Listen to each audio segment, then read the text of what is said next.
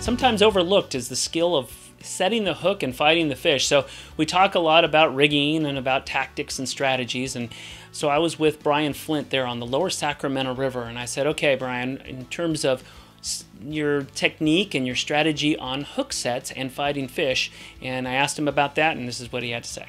General rule of thumb when it comes to hook setting on a river is always set downstream. Always a good rule of thumb.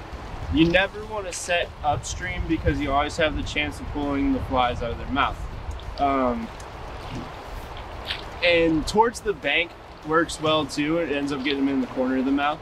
But typically, it's always set downstream is your best bet. And when you're Euro nymphing, always set downstream, and it's going to be a lot better of a time. So typically when the fish will grab on the Euro rod, it'll put its weight, and you'll feel the weight, and you'll set the hook, and you won't need to recover much line.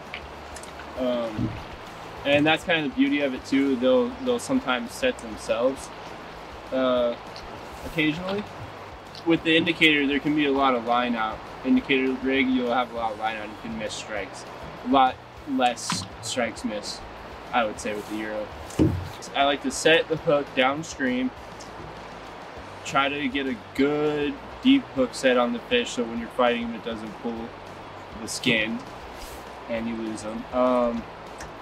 Generally, I will use the rod like a spring.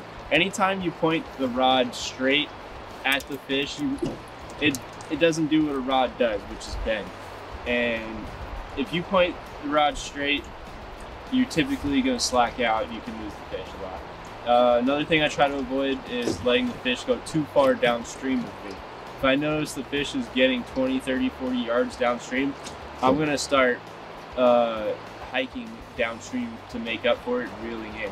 Now, another thing too is when you're on foot, you can start walking towards the bank and pulling the fish out of the faster current. You want to get that fish out of the faster current. Big fish in fast current, much higher chance of losing them. So set the hook, let the rod bend, don't straighten the rod out so it doesn't have any action. Use the things around you to your advantage. If you got slower water over here, walk over there and pull the fish into that.